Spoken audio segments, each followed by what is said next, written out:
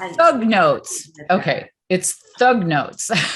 He does it from a thug perspective. Thug Notes. You've got to watch this guy. Oh, I have to see this. He is terrific.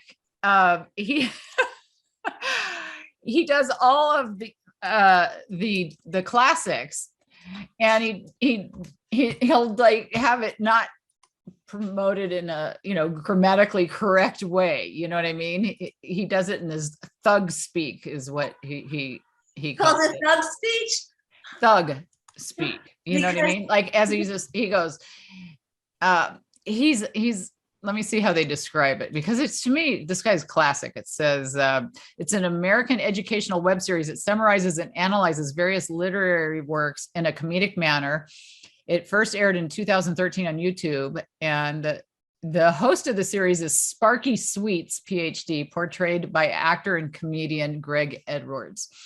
But I love the combining the things. You know how you were. That's what I love to do.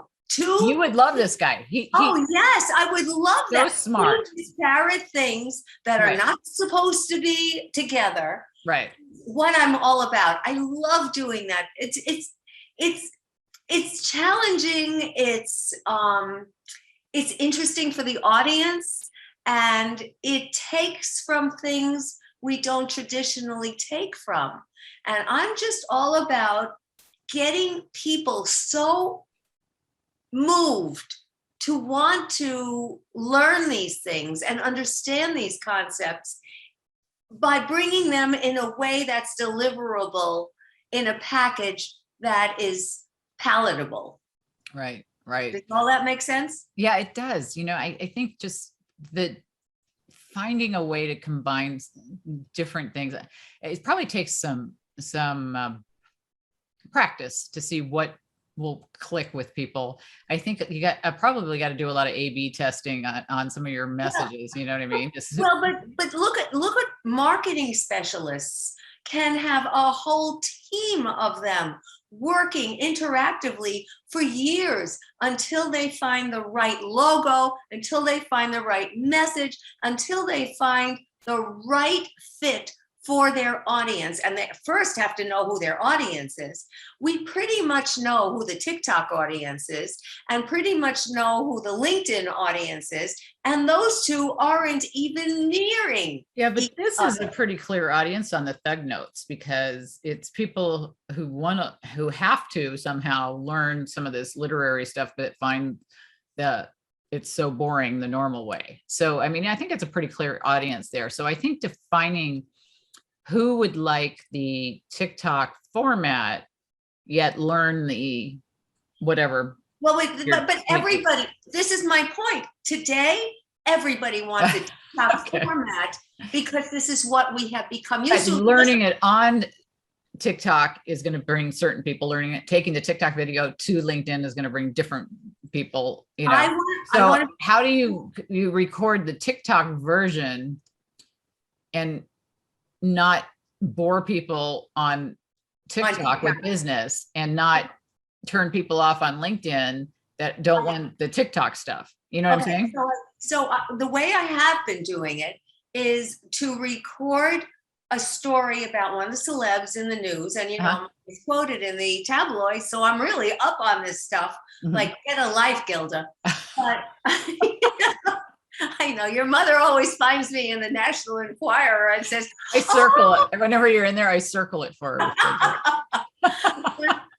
But what I have done was, for example, I just talked about imposter phenomenon. Mm-hmm. And that's something that is so prevalent in all of our business worlds, feeling like, they're going to find out that I am an imposter. Oh my goodness, what am I going to do?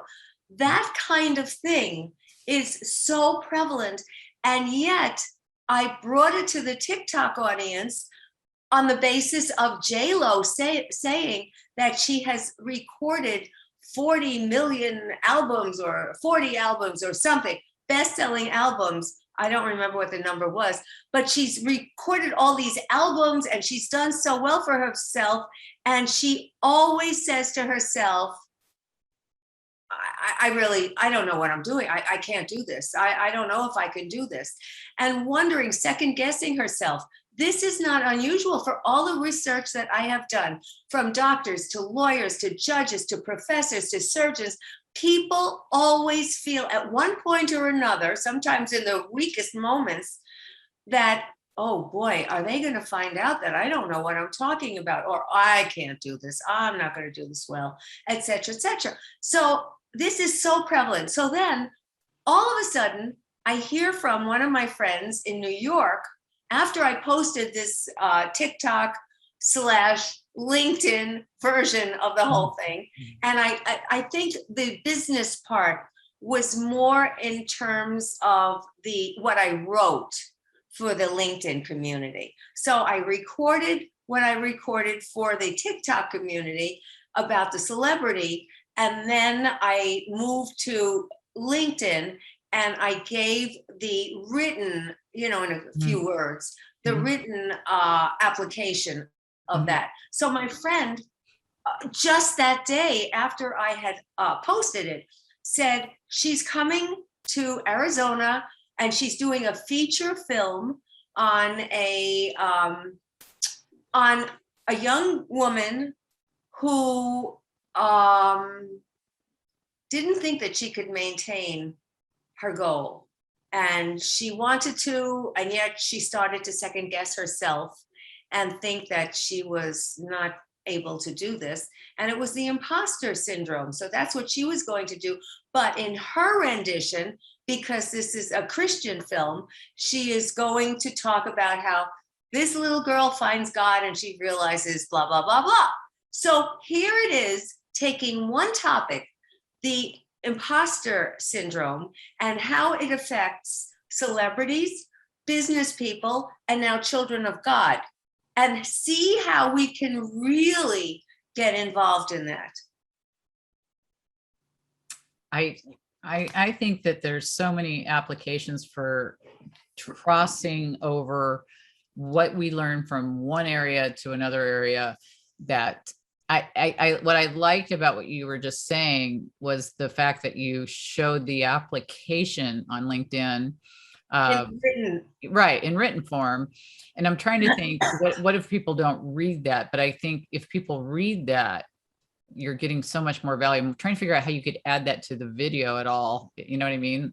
I don't think that would work. I know, that's the thing. You're taking a risk that people aren't gonna read it. And that's the value of what you're doing in the crossover, is that added writing.